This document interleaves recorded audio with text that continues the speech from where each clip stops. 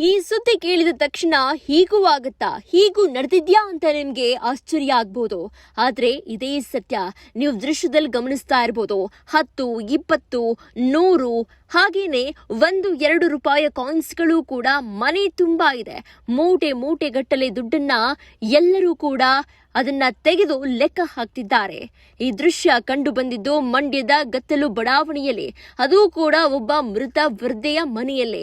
ಅಷ್ಟಕ್ಕೂ ಇಷ್ಟೆಲ್ಲಾ ದುಡ್ಡು ಆ ವೃದ್ಧೆ ಹೇಗ್ ಸಂಪಾದನೆ ಮಾಡಿದ್ಲು ಗೊತ್ತಾ? ಭಿಕ್ಷೆ ಬೇಡಿ. ಹೌದು, ಭಿಕ್ಷಾಟನೆ ಮಾಡ್ತಾ ಇದ್ದ ವೃದ್ಧೆ ಮನೆಯಲ್ಲಿ 8-9 ಲಕ್ಷ ದುಡ್ಡು ಸಿಕ್ಕಿದೆ. ಅದು ಕೂಡ ಇಲ್ಲಿವರೆಗೂ ಕೂಡ ಅದನ್ನ ಎಣಿಸಿರುವಂತದ್ದು. ಇನ್ನು ಎಣಿಸದೇ ಇರುವಂತಹ 30ಕ್ಕೂ ಹೆಚ್ಚು ಮೂಟೆಗಳು ಹಾಗೇ ಇದೆ. ವೃದ್ಧೆ ಹೂರ್ ಉನ್ನಿಸ್ ಮನೆಯಲ್ಲಿ 8-9 ಲಕ್ಷ ದುಡ್ಡು ಅಷ್ಟೇ ಅಲ್ಲ, 30 ಲಕ್ಷಕ್ಕೂ ಅಧಿಕ ರೂಪಾಯಿ ಹಣ ಕೂಡಿಟ್ಟಿರುವ ಮಾಹಿತಿ ಇದೆ. ಮಂಡ್ಯದ ಗತ್ತಲು ಬಡಾವಣೆಯಲ್ಲಿ ವೃದ್ಧೆ ತಮ್ಮ ಮನೆಯಲ್ಲಿ ಈ ರೀತಿಯ ದುಡ್ಡನ್ನ ಕೂಡಿ ಇಟ್ಟಿದ್ರು. ಸಹೋದರಿ ಜೊತೆ ಬಾಡಿಗೆ ಮನೆಯಲ್ಲಿ ವಾಸವಿದ್ದಂತಹ ವೃದ್ಧೆ ನಿನ್ನೆಯಷ್ಟೇ ಮರಣ ಹೊಂದಿದ್ದಾರೆ. 2 ವರ್ಷದ ಹಿಂದೆ ಅವರ ಸಹೋದರಿ ಹುರುನಿಸ್ ಅಕ್ಕ ನಿಧನರಾಗಿದ್ರು. ಅದಾದ ನಂತರದಲ್ಲಿ ಮನೆಯಲ್ಲಿ ಒಬ್ಬರೇ ವಾಸ ಮಾಡ್ತಾ ಇದ್ರು.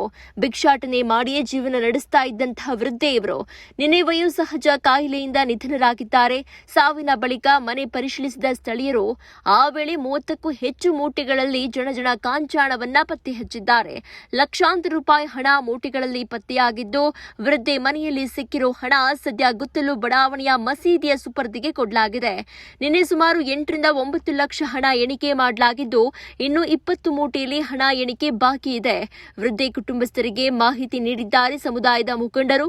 ಸಂಬಂಧಿಗಳು ಬಂದ ಬಳಿಕ ಹಣ ಎಣಿಕೆ ಕಾರ್ಯ ನಡೆದಿದ್ದು, ನಂತರ ಹಣ ಯಾರಿಗೆ ಕೊಡಬೇಕು ಅನ್ನುವಂಥ ತೀರ್ಮಾನಕ್ಕೆ ಬರಲಾಗುತ್ತೆ ಎನ್ನುವ ಮಾಹಿತಿ ಸದ್ಯ ಲಭ್ಯವಾಗಿದೆ.